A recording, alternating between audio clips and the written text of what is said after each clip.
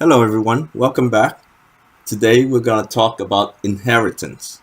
So basically, inheritance is when the child class inherits variables and methods from a parent class.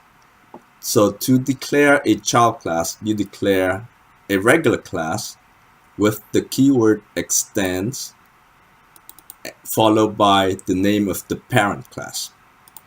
In this case, we're going to use the parent class from our last lesson. As you remember, in our last lesson, we created a class called the item class. And the item class has two variables. It has the name variable and the price variable, the string name and the integer price.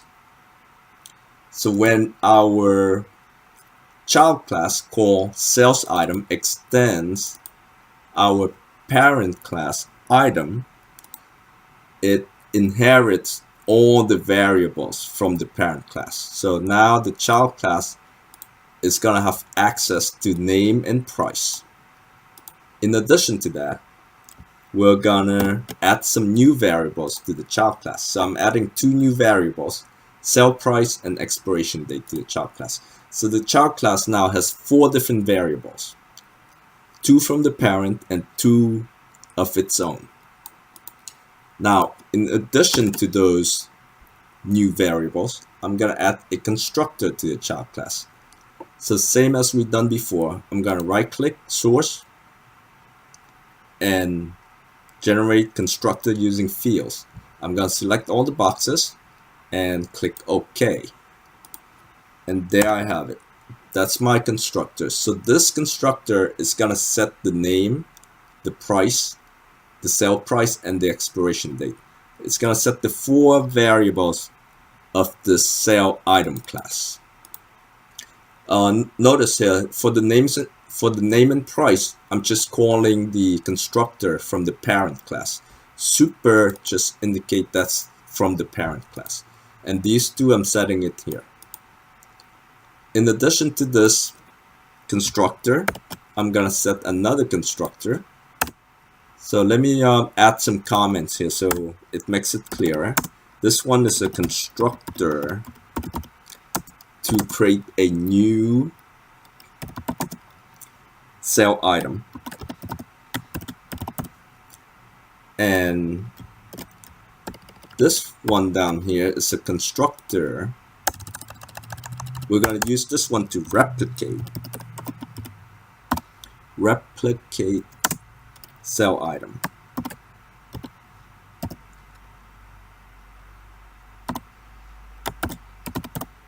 Okay, there we have it. I'm gonna need to change the parameter, the input parameter here. So now I want to pass in sale item, and I'm just gonna call it I. From here, you notice that it doesn't know what name is, because the reason is because in our parent class we declare name and price as private. If we had declared them as protected or public, then we wouldn't have a problem using them here. Since they were declared as private, I need to use the getters and setters here. So I'm gonna do I dot get name and I dot get price.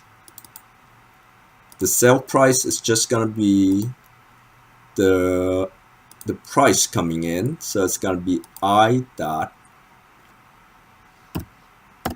sale price, and this one is gonna be I dot expiration.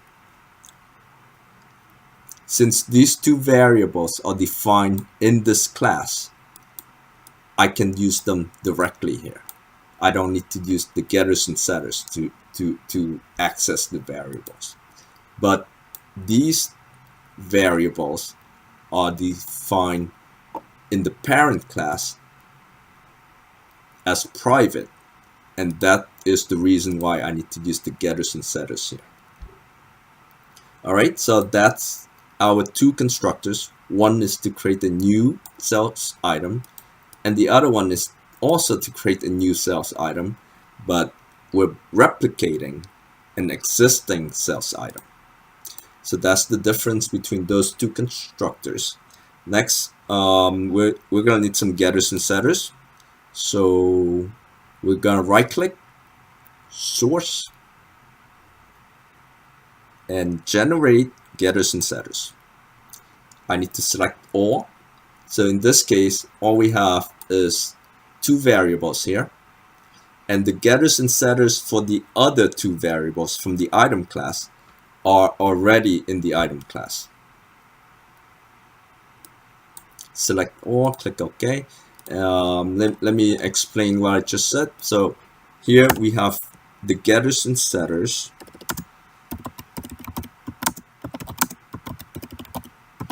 for these two variables here. But in addition to these, I also have access to all the methods in the parent class.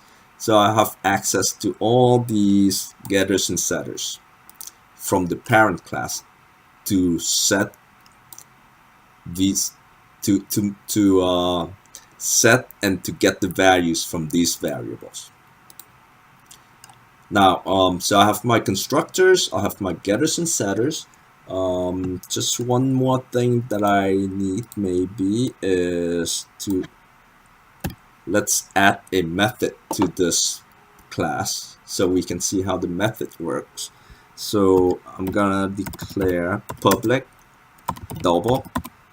Double is the value, the data type of the value that this method is going to return. It's going to return a double, and this is the name of the method, so it's discount percent.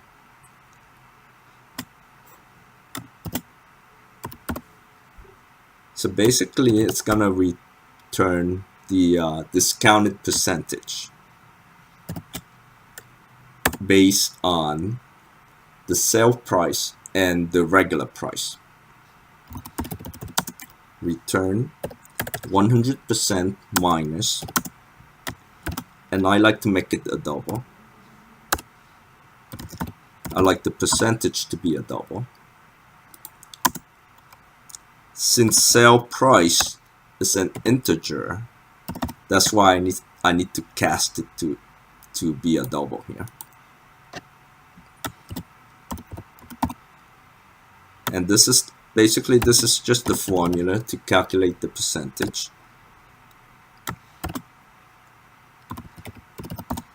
And I'm also casting the get price to be a double. Get price is also defined. Price and sale price are defined to be integers, so I'm casting them both to be of type double. Alright, so this method basically is going to return the percentage based on the sale price and the regular price. And again, I can use sale price here directly since the variable is defined within this class, but price is defined in the item class as private, and that's the reason I needed to use the get price method here instead of using the variable directly. Alright, so that's all I need for my sale item class.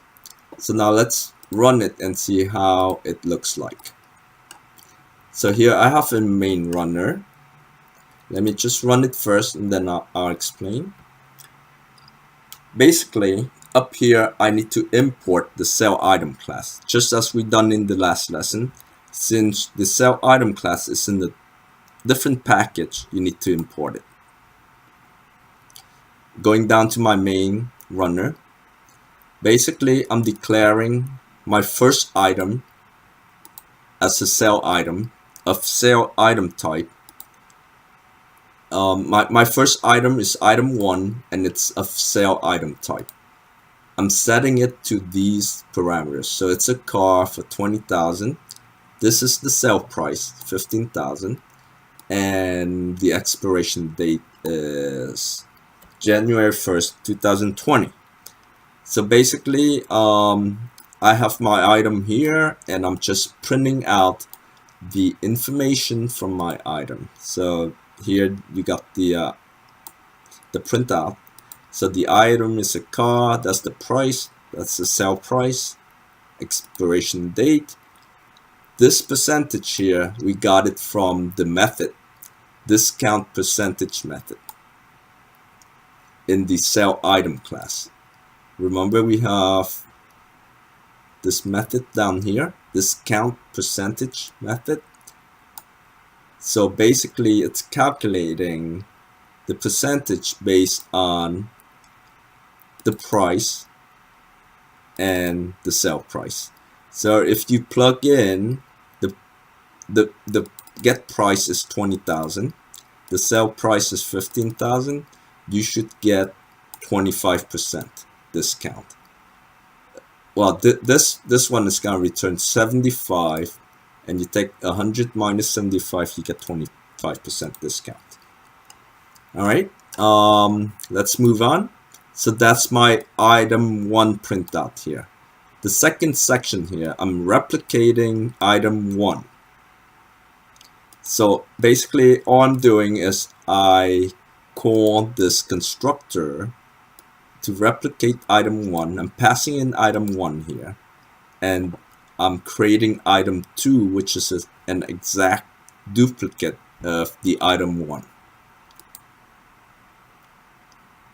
This line is creating item 2 to be the same as item 1, and all these are the same as above. I'm printing out the values of item 2. So item 2, as you can see here, is exactly the same as item 1 here, because we're using the method to replicate item 1. After that, we went and modified item 2. So I'm using the set method to set the name, set the price, and notice the set name and set price is actually in the parent class. It's the set name and set price here, it's in the item class. But since sales item extends item, it inherits all those methods from the parent. So that's why I can use them here. Item 2 is a sell item type of type sell item, and I can use all the method in the item class. In addition to that, I can use the new methods in the sell item class. You see set sell price and set expiration date. Those are the getters and setters. Set sell price here and set expiration date. Those are the getters and setters in the sell item class. So in addition to the variable and method in itself, it can use everything from the parent class.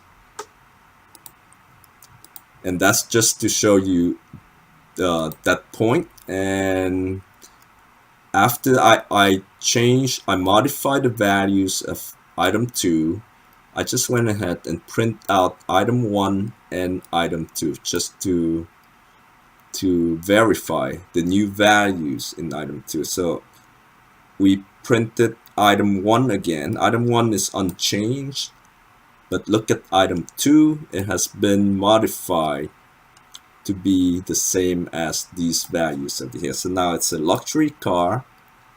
The price is 40,000. The sale price is 35,000. Expiration date is 2021. And based on the sale price and the regular price, we calculated that is a 12.5% discount. And let's see what else we have here. So we printed item 1 and item 2. That is these here. And lastly, I just want to demonstrate that again, the child class inherits all the methods, the variables and methods from the parent. So again, this discount method is from the parent. It's this method here. So basically it's printing the price divided by 2. And let's see what we have here. So we're printing the discount for item 1 and discount for item 2. Since item 1 the price was 20,000, so divide by 2 is 10,000.